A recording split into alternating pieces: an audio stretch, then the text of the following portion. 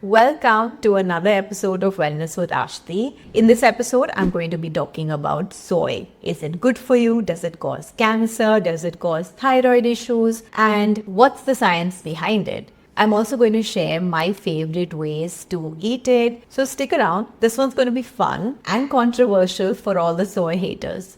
So there's so much misinformation around soy foods, and in this episode I wanted to debunk 4 of the most common myths around soy and how I think that believing these myths is actually causing you harm because you're losing out on this amazing superfood. So let's start with what is soy and where does it come from? So soy is literally just a bean, like a kidney bean. It's been consumed in ancient Chinese cultures for thousands of years, but it wasn't very popular until a few decades ago. People consume it in a variety of ways like tofu, tempeh, whole soybeans, soy chunks, which are also called TVP, etc. Then we also have soybean oil, which is used a lot in processed foods, and this isn't so healthy. So it's important to understand the different kinds of soy and which ones are healthier than others. Every time I post tofu recipe on Instagram, the first thing I get asked is, can I replace tofu with paneer? And honestly, I find it so ridiculous that people are so scared of tofu. If we actually knew the facts about how healthy it is and how it helps lower cholesterol, reduces your risk of certain types of cancers, we would actually be asking the opposite question. Can I replace the paneer with tofu? So before we give you all the facts, let's talk about where all this misinformation is coming from and why are people so scared of soy. I think a lot of it has to do with interpretation of scientific data. For example, let's look at one study that shows how soy food leads to infertility. This study was done on rats, and what they found was that the rats indeed did have lower levels of fertility after consuming high amounts of soy. However, human studies showed a different reality. In fact, soy does not affect testosterone levels in men, and we'll talk about this in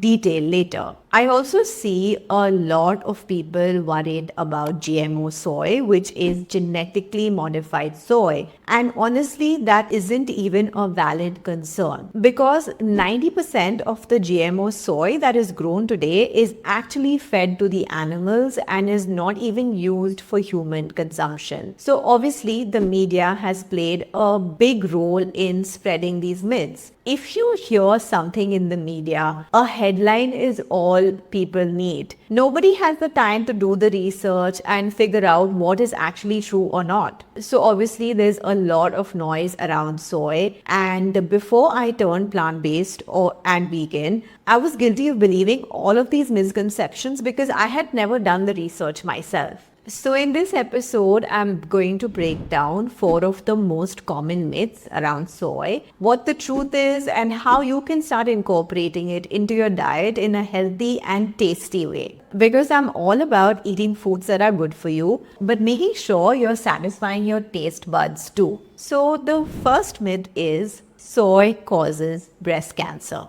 Now, this one is interesting because it's tied to the theory that soy increases estrogen levels and therefore leads to breast cancer. The truth is that soy foods have a compound called phytoestrogens, and it sounds similar to estrogen, which is why people automatically assume that soy increases estrogen levels. But the truth is, phytoestrogens, which are considered plant-based estrogens, are about 1,000 times weaker than normal estrogen. They in fact have a mechanism which reduces your estrogen levels if they are too high, and this is seen in populations in China. The research shows that women who had higher rates of soy consumption were in fact less likely to develop breast cancer. And this is women who consume soy every single day, not just once a week. This is really important to know because it basically means that if we consume soy every day, we actually have a lower chance of developing breast cancer.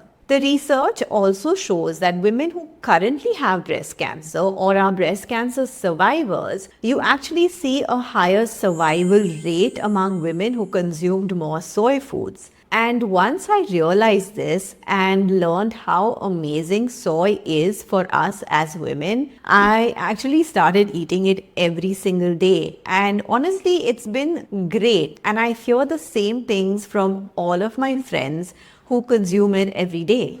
Yeah, it takes a little getting used to. There are different ways to cook it and make it taste amazing, but it's such a versatile ingredient. And I'm going to share a few ways that I love cooking with it and making it tasty so that you guys can try that too. The second myth is soy reduces testosterone levels in men and causes man boobs. This was because of the rat studies, which I mentioned earlier. And in this study, the rats had lower levels of fertility after consuming soy. But there was also another study where a person was consuming close to 3 liters of soy milk every single day. And he saw an increase in breast tissue. So honestly, 3 liters of soy milk a day is a ridiculous amount. Nobody should be consuming that much soy. So both of these studies contributed to the fear-mongering around soy, but the recent research is pretty clear. Soy does not cause an increase in testosterone, and it actually lowers your risk of prostate cancer. So it's not just great for women, but men too. The third myth around soy is soy causes thyroid issues. And I think this one is also very common. It basically started because of a study that was done all the way back in 1959, where again it was done on rats, and the study showed that soy products inhibited certain hormones in the thyroid glands, and that's how this myth was propagated. So what's the truth? Recent studies show that soy can actually inhibit iodine absorption, but this is not a problem as long as you are getting enough iodine in your diet. Luckily for us in India, we use iodized salt, and that's actually helped us get rid of a lot of diseases that start because of iodine deficiencies like goiter. So while soy foods on their own don't cause thyroid issues, just make sure you're getting enough iodine. And if you're hypothyroid or you're on thyroid medications like thyroxine, the medical consensus is to space your medication and soy foods about 30 minutes apart. So say you're having a soy milk smoothie for breakfast, take your medication 30 minutes before that, and that will help counteract any absorption issues. So the fourth myth is soy is not a good source of protein. And this one couldn't be further from the truth, because soy is actually one of the best plant-based proteins we can consume. It contains all 9 essential amino acids and is one of the highest sources of plant-based protein. So a recent study just came out highlighting the differences between animal-based protein and plant protein, and found that animal protein from meat was actually associated with a higher risk of developing chronic diseases like cancer and cardiovascular disease. Replacing just 3% of your animal protein with plant protein increased one's odds of healthy aging by 38%. And that is a crazy number. You have almost 40% better odds of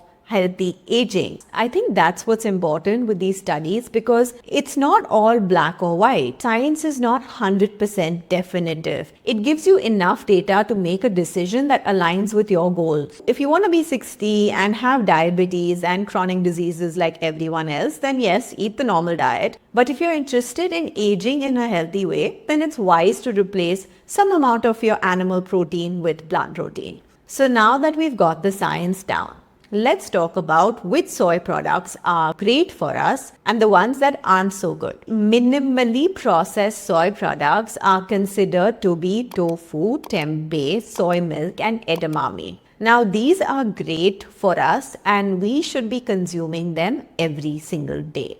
On the other hand, soy chunks are more processed and might be harder to digest for some people. So I would recommend these a few times a week. Soybean oil is obviously found in a lot of processed foods like chips and snacks, and we all know that we should be limiting processed foods anyways. Now, I don't know about you, but I'm someone who does value science and the data. Besides, I'm also someone who was a heavy meat eater for 30 years of my life. And honestly, I see and feel the difference now. So all I'm saying is have an open mind. Do your own research. Try different ways of incorporating soy products into your diet. And I hope you see the benefits in your life. So obviously, I'm not going to leave you hanging. I want to share all my favorite ways of eating soy products. And this is something that I've experimented with for years. The first way I make sure I'm getting soy into my diet is through soy milk. I make a high protein smoothie for breakfast and I add about half a cup of soy milk. This gives me about 6 grams of protein and it also has some calcium and iron. The second way is tofu. I have been using tofu for 5 to 6 years very frequently and till today I find new and exciting ways to use it. This might be hard for you to believe, but ask anyone who eats tofu regularly and you'll watch the excitement on their face when they tell you all their favorite ways to eat it. So if you follow an Indian diet, then the easiest thing to do is replace your paneer recipes with tofu. But I recommend a few extra steps which will make your tofu taste more like paneer so you enjoy it. This step is basically to chop your tofu into cubes, add it into a pot of boiling water with some salt, let it boil for 5 minutes, not too long, and then strain it and add it to your curries. So what this does is it helps soften the tofu and the salt removes any beany flavor. Honestly, I hope you try this technique. My other favorite way to eat tofu is to air fry it. This is super simple and it works great for a quick lunch or dinner.